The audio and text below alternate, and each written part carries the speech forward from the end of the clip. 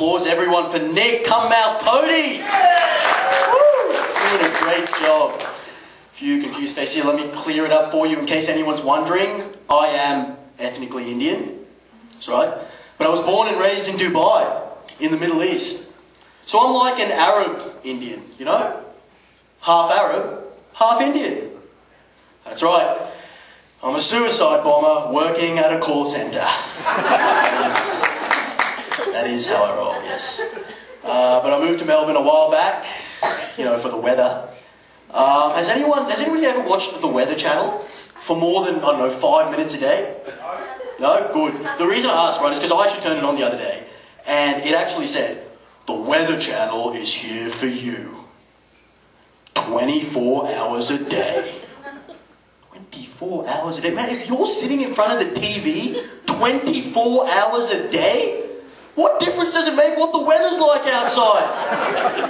You're not going anywhere. Bloke's sitting there going, "Shit, honey, says here there's going to be loud thunder and lightning today.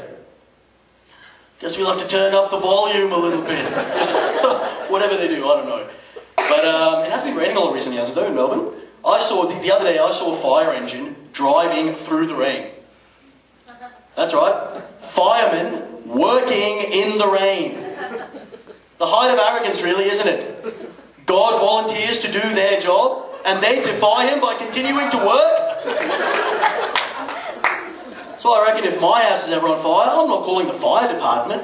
Fuck that. Turn on the Weather Channel first. See if Mother Nature wants to, you know, take that one. But I love Melbourne, love Australia, love driving around this great country. It is getting harder though, because why is it, have you ever noticed it, whenever you're on the road, all you see are signs warning you of different ways you could die behind the wheel. You know, just yesterday I passed a sign saying, "Driving on drugs will kill you." Yeah. Do you know how hard it is to read that shit when you're stoned, man? It's fucking impossible, you know? Blokes there going, "What? Riding on jugs will thrill you?" Oh, shit. I would have thought if people were driving on drugs, right, the last thing you'd want to do is make them take their eyes off the road to read a fucking sign. It doesn't make sense, you know? Why give them the extra challenge? And people going, "Oh, but Odell, you know, if they read the sign, then, you know, it could save their life." Yeah, well, my thing is, if the guy's dumb enough to do drugs and then drive, I don't think reading is high on this guy's list of hobbies, you know what I mean? Yeah, just a thought. But Nick was talking about, you know, America before and stuff, and I remember when I was young, I used to watch the news and I used to be confused, you know, some countries are weird. I used to always ask my parents because I don't understand. Like, if there's a country called the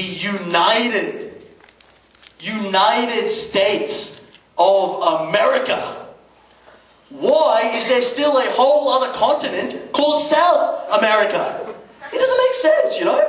And I thought about it, and then it's the most divided form of unitedness I've ever seen, you know? And not a very smart division by the Yanks either, eh, when you think about it.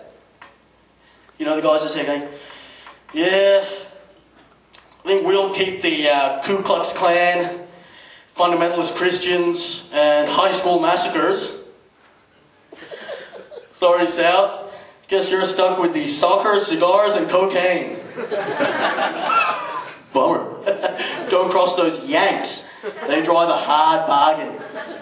But local news is pretty interesting as well. Like, did you know this, for instance? Western Australia, right? WA.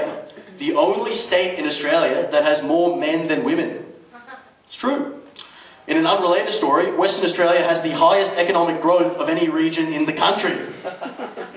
Now, putting two and two together, alright, I have to admit I was on cloud 9 when I made that connection. Until I realised that another country that has more men than women is Afghanistan. Yeah. Went from cloud 9 to ground 0 quicker than a skydiver, you know, with a malfunctioning parachute. I don't know. But what else can I say? I've been going on a diet recently. I don't know if you've noticed. Thanks, yeah. I've been on light and easy. You guys know this, light and easy? Yeah, it's pretty popular, right? Didn't really work. But I'll tell you what, Easter weekend, right, this is absolutely true. Easter weekend, Light and Easy send me 2 chocolate Easter eggs. Happy Easter from Light and Easy. Is that not the weirdest shit ever, man? I don't think Alcoholics Anonymous send their clients a case of Guinness on St. Patrick's Day. I don't need it. I eat chocolate with the same passion that Shane Warne sends a text message, alright? And giving me an Easter egg is like giving Warnie extra credit. A recipe for disaster. I'd like to end, ladies and gentlemen, with a quick message, and that is, please don't take life too seriously, or it will drive you insane, alright? There's a lot of bad shit in this world, but there's also a lot of funny shit, if you're prepared to look at both ends of the spectrum. Like when America invaded Iraq, I thought it was the most ridiculous thing I'd ever seen. But then I saw a homeless guy with an answering machine. And he was checking his messages. Find the humour in life, guys.